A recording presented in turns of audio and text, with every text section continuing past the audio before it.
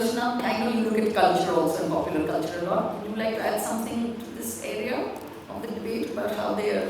It's very interesting the way we take examples. Okay. It's either politics or film.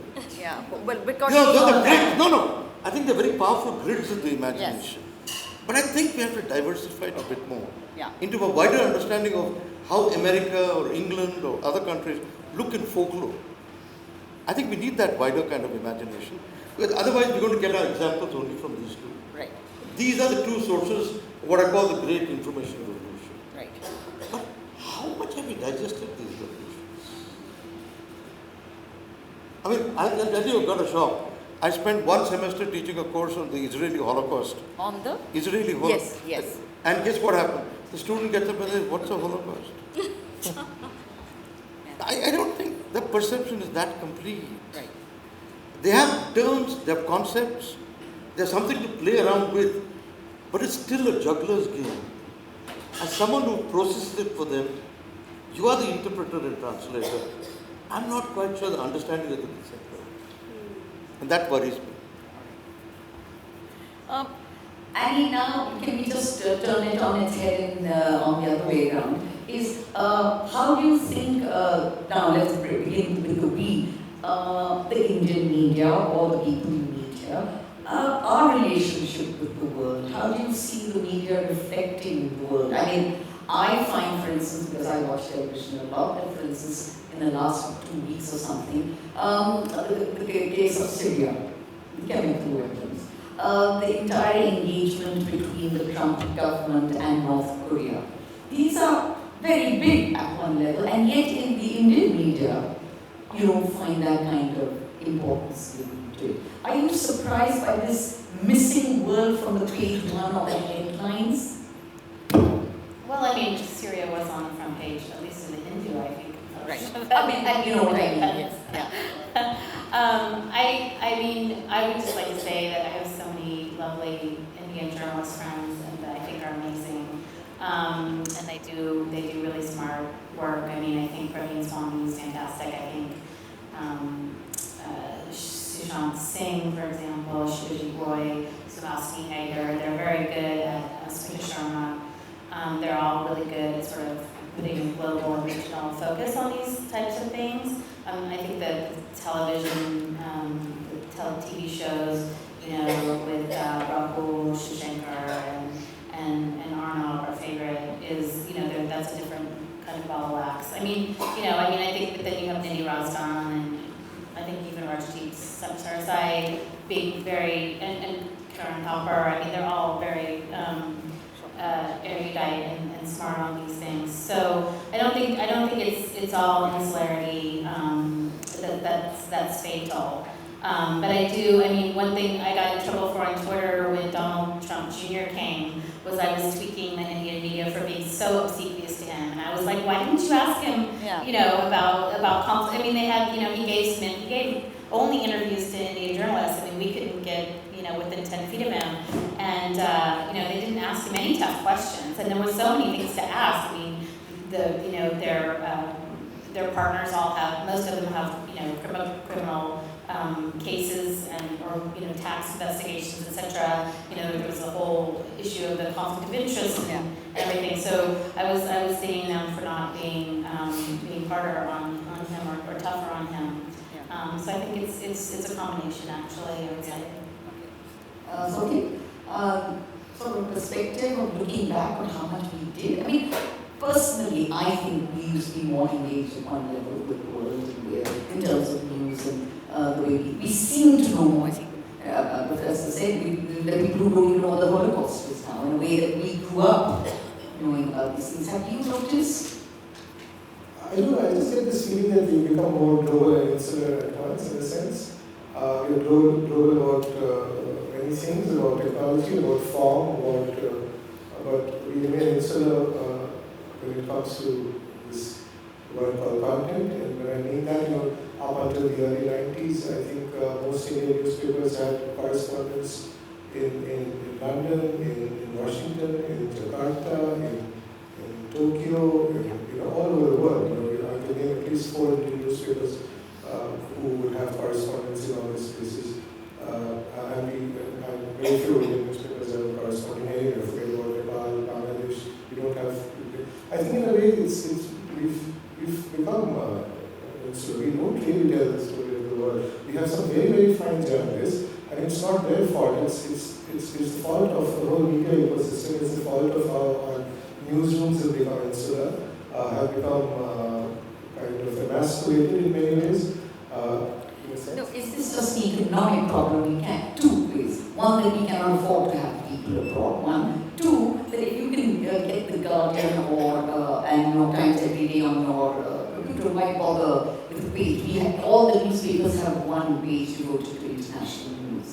And it's always important to hear what the Indian correspondent, in my view, is in Islamabad or Beijing is going to say about something. Right. I mean, that's what I find the most helpful, actually. Okay. When there's a regional issue. Right. So what is completely missing, I think it's a very important part that is missing, and it's making all of us very insular, is we are not joining up things. So, for example, when you report on race in America and when you report on caste in India, and if you had a correspondent in Washington, both sides could join up and do a series of stories on comparable hotspots of caste conflict and race crimes, for example. Or even, next door Bangladesh, for example, it's got a stellar record now in ending open defecation in a lot of these indicators where India is failing. And if we had a correspondent in Dhaka, and we have a correspondent here who would do these joining up stories to give a proper perspective to people. Why mobile money has taken off in a big way in Africa? Why hasn't it taken off in India? So those dots we are not being able to connect in spite of having enough resources to do that. Right. I don't really feel that resources. We just, I think it's got to do something with insularity and local noise. Yeah. And local noise is selling very well, so why care? So, could I, is it, I mean, now this is just an open-ended question because it just occurred to me when she was talking about Donald Trump. Has the media at some level become much more, that conflict is the basis of coverage, especially let's say in television, where you just want to take extreme positions and reflect those with strong personalities, whether it's Modi or a Trump, rather than reflecting on news per se. Does that drive news more now? Anyone? Is that something? Actually, the problem is the reverse. Okay. We are much more open outside. Okay. We are othering the Indian. Yes. I think that's the point we're not looking at. Right. If you look at the newspaper supplements, Yes. I've never seen so many journalists orientalize India. Yeah. I think this is the problem for me. Okay. It's not so much that we have not dealt with the other outside. Yes. That problem is open. Yes. We have a lot of journalists who are sensitive too. Right. No one is looking at the way we have othered the Indian. So like how? Like, give me an example. Yeah. Give an example. Pilgrimage. You think you're actually going for some great Oriental festival. Pilgrimage has always been a part of folklore. You look at the way we look at the tribal. Oh, he must be developed. Right? So we've got a series of others. Right. Marginals, migrants, nomads. We have Orientalized all of them. Right. So, in fact, we are more open to the West than we are to the availability of ourselves. Yes. That's what's worrying me. Something on your mind, Shubhra? Worrying you? I spent 3.5 years on the Central Board of Simplification on what's called the CBFC, which is erroneously called the Censor Board. But it behaves like one, which is why everyone still calls it the Censor Board, but it should not. It should basically only certify films, which is its mandate. But those were very instructive years for me, because for many years I've been on this side, I've been watching, and I critique from my own set of metrics. Right. But when I went over to the other side, I saw around the table 25 people who were from all across the country, and they're reflecting the kind of us and their positions, which were quite amazing to me. I mean, I had never even thought of it in ways that things were opening up. I remember a discussion. Can you give an example? I was just going to come to that. There's a Tamil film called Aranya Kandam, which I recommend very highly to everyone over here, if they're all over, they have to be over 18 to watch it. It's an adult film. Okay. It's about. Has anyone here seen the film? Right? You have. Alright, good. One hand. Okay. So if you've seen the film, you know that Jackie Shroff, who's a veteran Hindi cinema actor, plays a Don in the film. Yeah. He's a Don and he's impotent. Okay? He's impotent. Yeah. Okay. And he's basically, in one sequence, he's basically getting down to do the deed with his lady love. Right. And in the film, basically he comes out pixelated. And there was this thing about, no, we cannot allow this. Now, just as a side note, for 3.5 years I heard the word allow more than I heard in the rest of my life. We cannot allow this. So I'm like, why should not be, I mean, if there's no flesh, it's all pixelated. I was told by somebody from Hyderabad, said, madam, you do not understand, you do not know this, you are from North India, we don't do this. Okay, so I said, I made a mistake in my first meeting. I said, okay, so basically you are saying that you go to bed with your clothes on.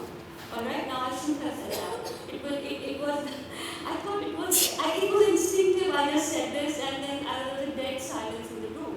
So immediately there was me and there was everyone else. No, there were a few of us Right. and there was the rest of them. Right. Okay, which was like, you do not understand our culture. Yeah. You don't come from this part of the world. And suddenly in my own country, I'm wondering, my moral compass shift somewhere. Am I not on the same page here? But small things like this. Suddenly you realize that you actually do not.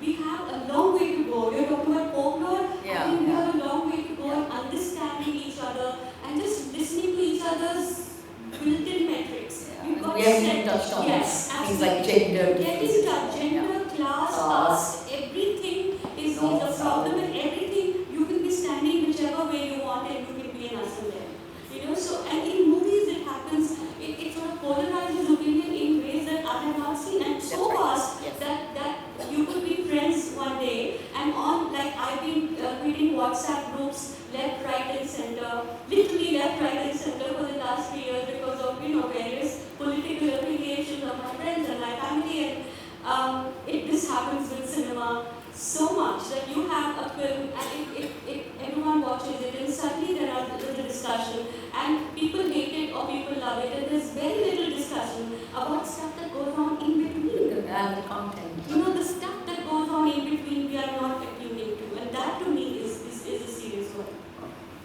I think now it's time really for us to take some questions because we've got about 20 minutes to go. Is this the mic? Yeah. Oh, sorry. Wait, wait. I think we started off well with the question about who is them and who is us. But I think I was surprised and, to be honest, a bit disappointed in the fact that them has been defined broadly as those who are not Indian, including NRS, and us is Indian. And I had thought at Jindal Global University, I came here because of our middle name, and that this conference is on global journalism, that at some point, we nearly got there once or twice, that them would be defined as the non-media, whether that is the political domain, the journalistic domain, the business domain, the other social domains, and us would be defined as the media. So, I think, if my glasses, if my spectacles, if the frame is made in Japan, and if the lens are made in Germany, if all I do is look at my British navel, then I'm not really taking a global perspective. And so, I wonder if we could sort of widen the discussion a bit to media. Let me define you as the media and us as the non-media. So I want to know if all this stuff about the fake news across the world, whether it's emanating from Russia or whether it's emanating from the UK about children being gas bombed in Syria, or whether it's about American left-wing propaganda about the environment, wherever it originates, how do you, in the media, how do you adjudicate, how do you ensure that what you are reporting on is true?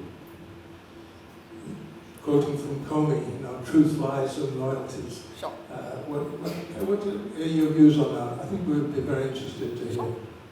Rechecking, and if need be, ringing up those people, trying to find out, and if we are not convinced at the Indian Express at least, and I can't really speak for the Indian Express, we won't use it.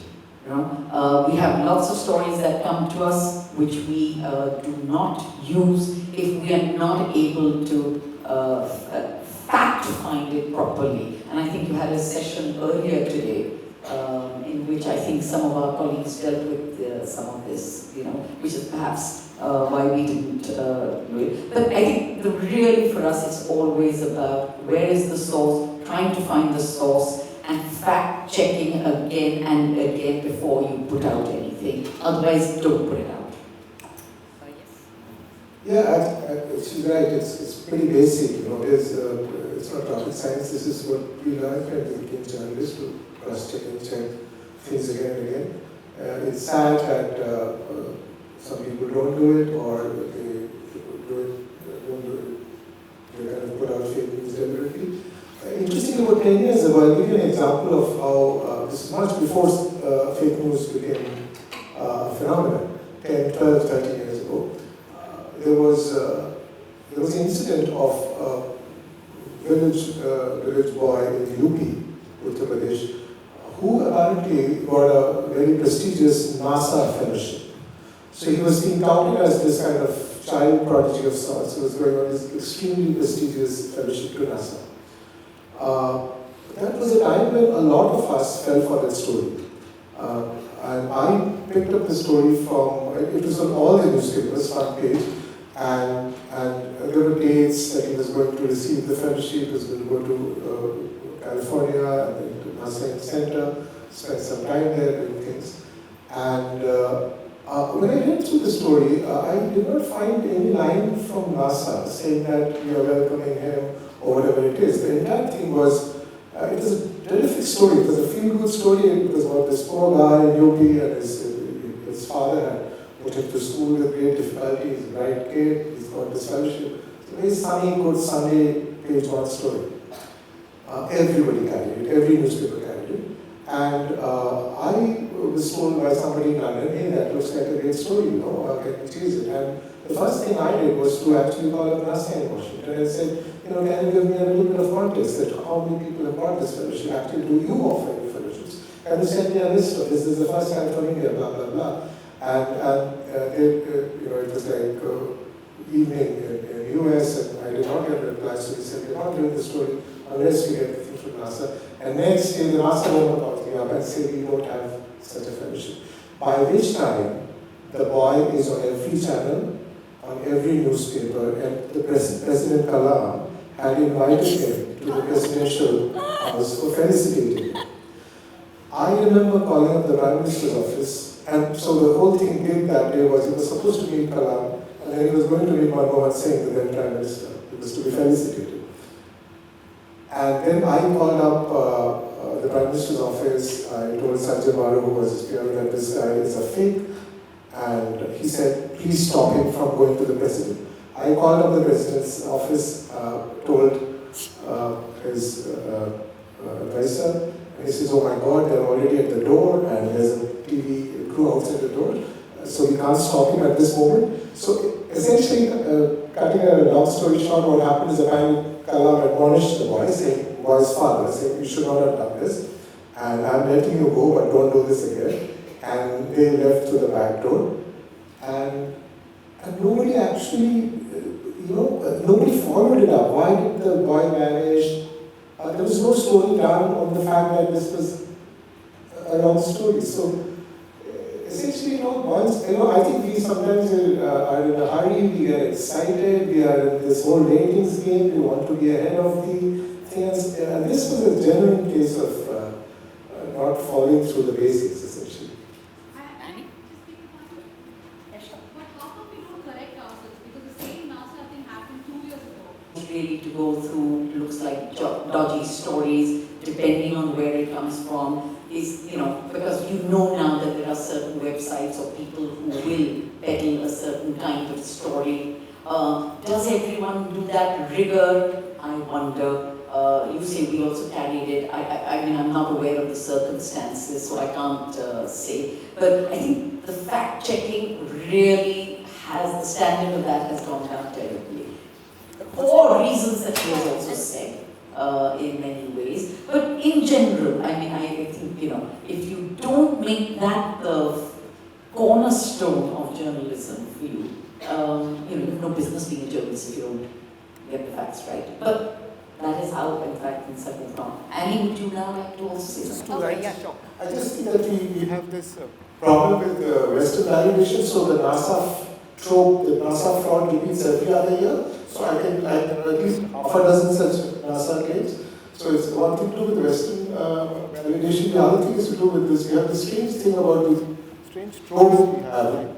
We love child prodigies, for example. So every year you get this child prodigy story who's like aced all exams and become a doctorate at age of 15 or something. And when you meet the guy, he's really in a very sad state, essentially, So we have problems here. I just wanted to add, is my Yeah, it's working.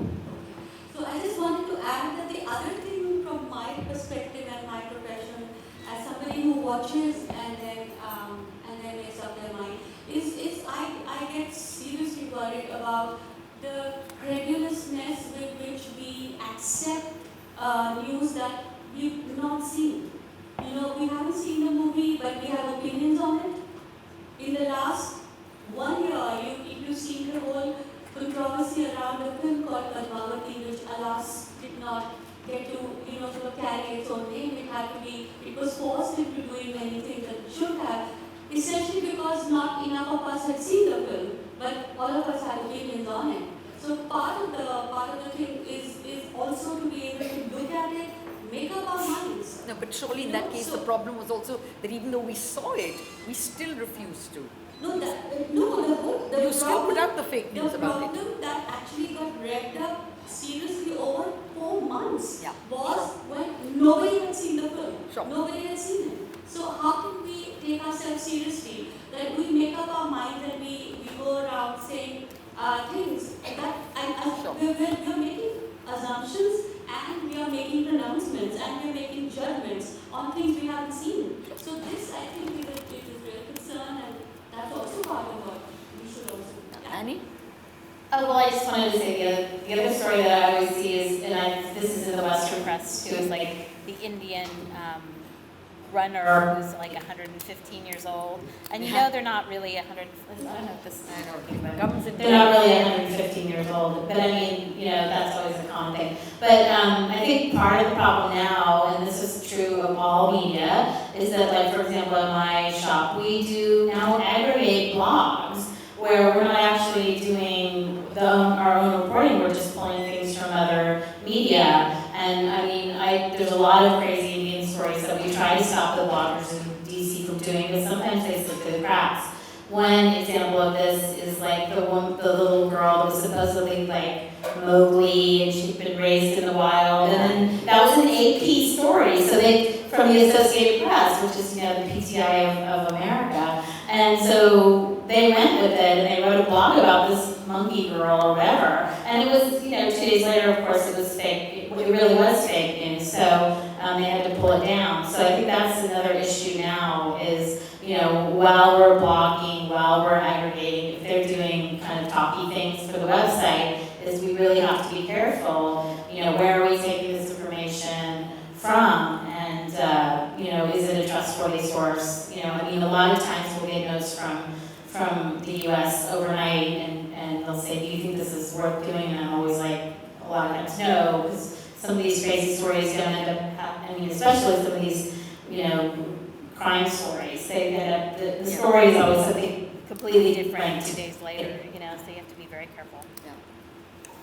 I think another problem that many of us have faced is the business of people not speaking their mind when journalists speak to them. there is this very grey area. Either they don't reply, they don't answer, there's silence, or they will just give you the answer that you want.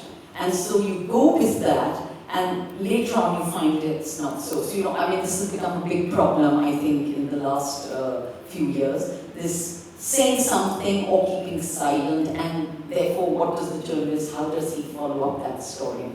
There's somebody over there. Yeah. So my question is to Shubhra ma'am. Ma'am, what is your say on the Big Bang Theory or Apu from The Simpsons?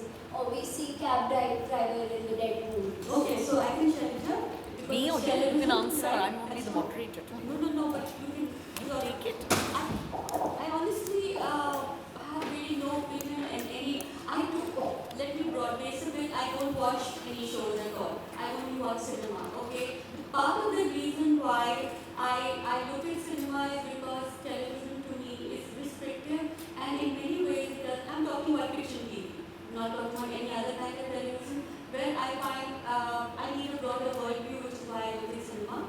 And in that, if we don't talk about stereotypes actually exist because many of the stereotype things that we are looking at are actually true. So they become a trope, and it becomes a lazy kind of, referencing. You don't want to do the heavy lifting and make anything new, so you pick up a stereotype and you run with it. Yeah, and this happens, I think, whether it's across the board, whether it's in cinema or on television. Yeah, Professor. Yeah. Sorry, I think this fake news thing is a bit parochial, not global. For 20 years, when the ideological battles were taking place, you had fake theory, constructing fake facts. Nobody was bothered. Just now, when you break the old dualisms, right, left, north, south, you get more empiricist. So it's a different kind of attitude. Do you mean to say there was no fake? I think the amount of fake theories which collect fake facts is something that needs to be studied.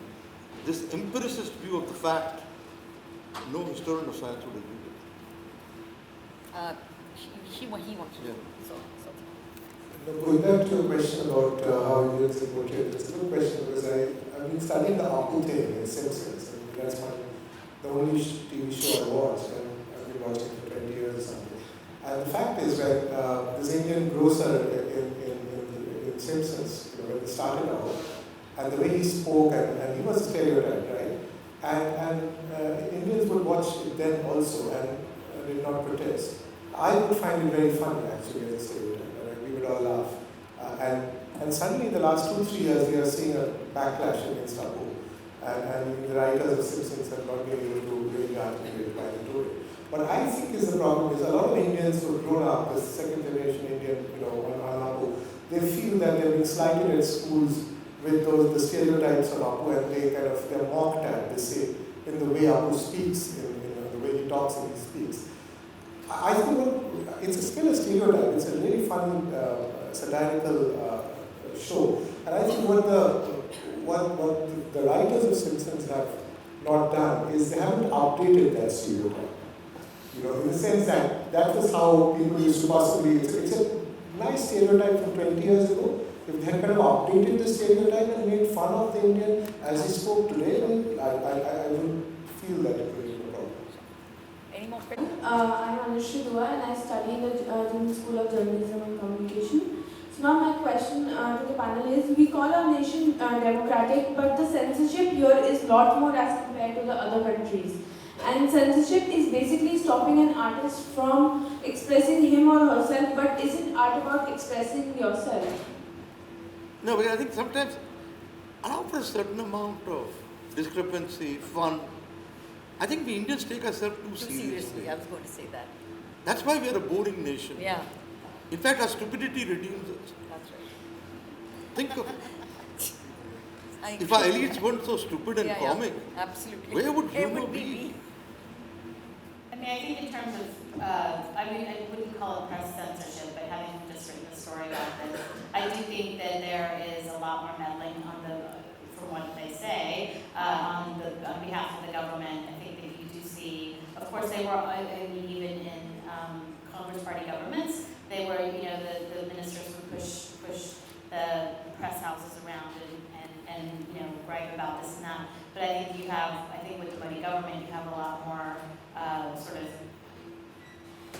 seem to have a lot more kind of direct involvement of PMO's office in sort of pushing people out and, quashing stories, etc. So I think that's one disturbing trend, actually. But Shubhra, is the censorship coming from only the government or is it coming from within? No, there's self-censorship too, right? So I think this whole business about censorship is something pernicious, and I think it should not. When we talk about censorship, we're also not just talking about people who arrogate to themselves the power to tell us what we can watch or not, which makes no kind of sense at all in today's India, where everything is downloadable, right? The Cinematograph Act was created in the early 50s, and we still haven't updated it. We're talking about updation. I think that's one thing that seriously needs updation, because that is where we've been stuck in the dark ages, literally in the boondocks, and we haven't moved an inch forward. So the person who asked me that question, So if the whole business about censorship is a complicated thing, of course it doesn't make any kind of sense. But the people who tell you what you can watch and what you can't are also picking it up from many places, and they say, oh, but those people are illiterate. So if we allow them this to be able to watch this kind of thing, we think it will be a really bad impact upon the people amongst the young, amongst the people who cannot understand this. And I find that deeply patronizing, because it doesn't matter, where you are from, but if you make people equal participants in the viewing practices, it doesn't make any. All this whole business about censorship will go take a flying jump out of me, basically. I just want to say one more thing about art. I actually have a couple really good friends here who are artists, and they're afraid to paint certain things that are against Hinduism. And I just think it's shocking, actually, in this day and age, that they say, well, I can't show this in India, but I can show it in New York. And I just find that fascinating. I mean, that was, I don't know how long ago, when MF Hussain was driven from India. How many years ago was that? 30 years ago? Yeah. But it's just amazing that nothing's changed, and that the artists still feel fear. It's worse. Yeah. So I find a lot of more gossip, kind of more like in a tabloid on Bollywood actors where they go to a party. I happen to have no interest in finding out about the private life of any kind of Bollywood actor. But I like movies, and I like to read reviews of movies also. So I find that is really not existing in comparison with other with other countries. So I'd love to see more vibrant kind of culture section in the general press. And the other question is, right now while we're having this conference, we know about horrible rape cases going on in India, and we ask ourselves, if such a rape case happened in January, why do we hear about this now? How do we report about this, and what is the function of kind of journalism? Not only news, but let's say think of Horace Delictare at Protesse, to entertain and to teach and so on. What do we want to, how do we deal with violence? How do we report about this? How can we educate people in the reporting of this? And what is going on? I mean, this for me is a serious puzzle. Why is the rape and the murder of a child suddenly politicized? Why does it matter if this is a Hindu or Muslim? Why do we have this kind of different, this segregation almost in the culture? This is something I would like to ask. What kind of voice can we have as a journalism school in India in this particular question? The question of the rape in Katwa, many of the papers did report, albeit very briefly, on the rape when it occurred.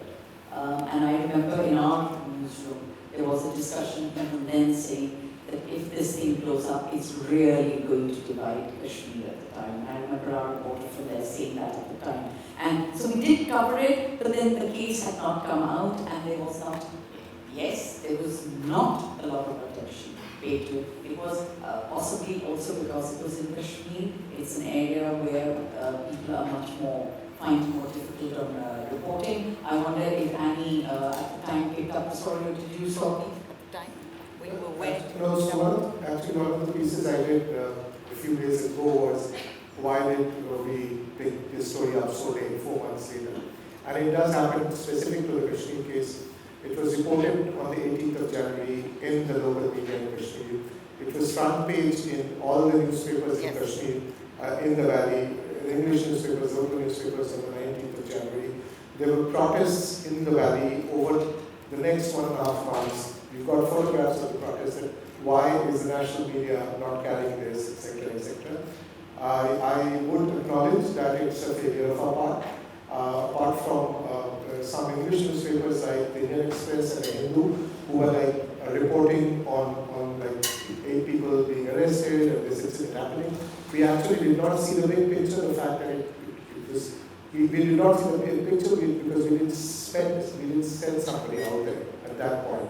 We kind of woke up when all the graphic details of the charge sheet came out and all this happened. So this is a bigger question. We have a problem with reporting Kashmir, and the Indian media has a long history of reporting Kashmir. When you report Kashmir, it's always seen through the security prism. It's kind of heavily Kashmir, whatever the narrative that you get on Kashmir follows from, it always comes from the government or the army. We are not really interested sometimes in the other stories that are happening, but we've always seen that such incidents usually lead to bigger snowballs or something big. So that's a structural problem that we have in the Indian media, that we sometimes wake up late, because either we don't have the resources or we are not interested in that part of the country beyond the army presence and what goes on. So I agree with you.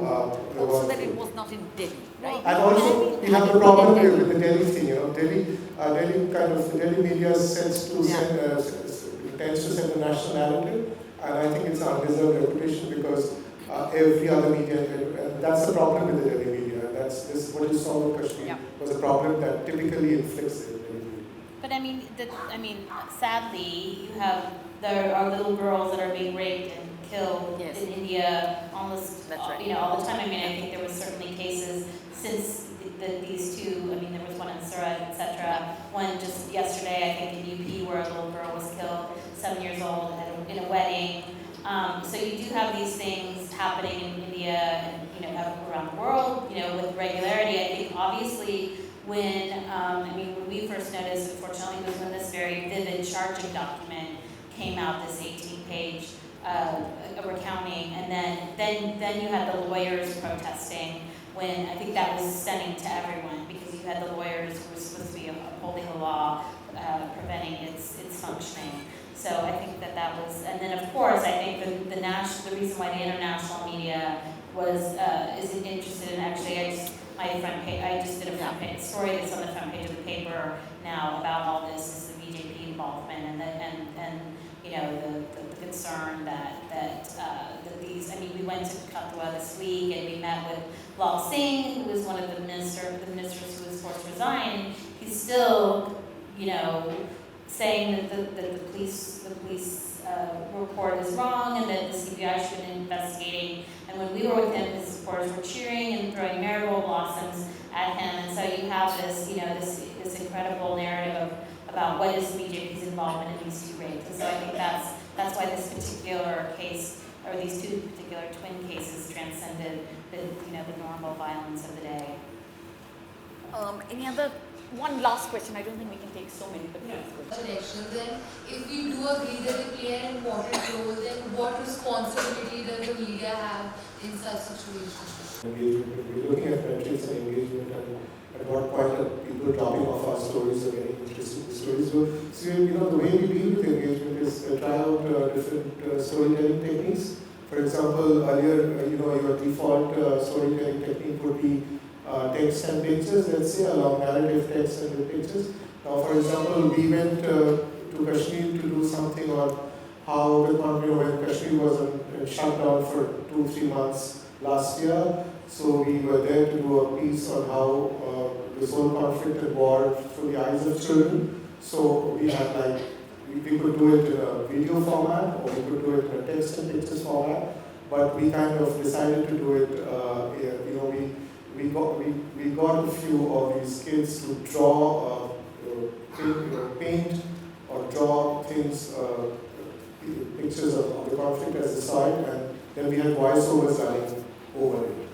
So we had a very different style of storytelling than that. So we decided There was strong material to do a text piece, but we didn't do that because we thought that this would be more engaging. And one of the, I remember that the template was, I think Jay-Z did something very similar in the New York Times, where he did, a series on deprivation in black neighborhoods and how kids get affected. And then they did a lovely kind of video with Jay-Z's voiceover. So we kind of slightly borrowed that template, but we were telling a story in a very different way. So yes, we are listening to readers. We also are aware that we have to listen to our readers more because we have much more interest today. And we are just trying to tell stories beyond words and pictures only now.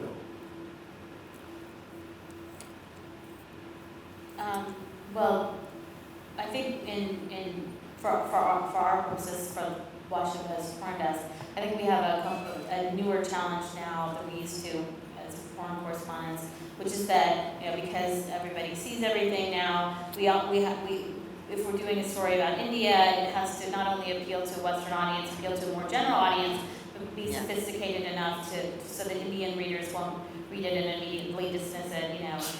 So like, for example, as I mentioned the rape story that we did today, we had this amazing scene with Lal Singh where he was completely unrepentant, which sort of added, I thought, to the sort of the conversation. But then we also had to have the global kind of narrative of what occurred for the readers in Washington and elsewhere who may not have been keeping up to date day to day on it. So we have the double challenge of sort of making our India files sophisticated enough to please Indian readers and advance the story as well as sort of in a general way attract a wider audience. I think it's key to know who our readers are, and I think in now that digitally we have opened up ourselves to instant feedback. I mean, it's out there, and we get our mentions get flooded on Twitter and everything else that you can think of, and people like us who comment on popular culture and cinema particularly, everyone has an opinion on it, and everyone gets back to you, and you have to actually, part of what I do is respond, even if it is being seriously trolled.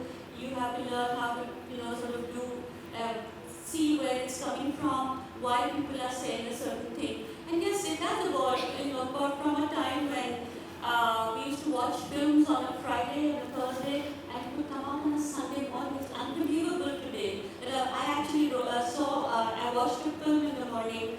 I finished reviewing it before I came, and it was out there. Before I even 10 minutes into my car journey, it was out there. So yes, it has evolved over the years, and at every step it does. Because the level of engagement goes up, and it will only, I think, ratchet up. I don't see it coming down.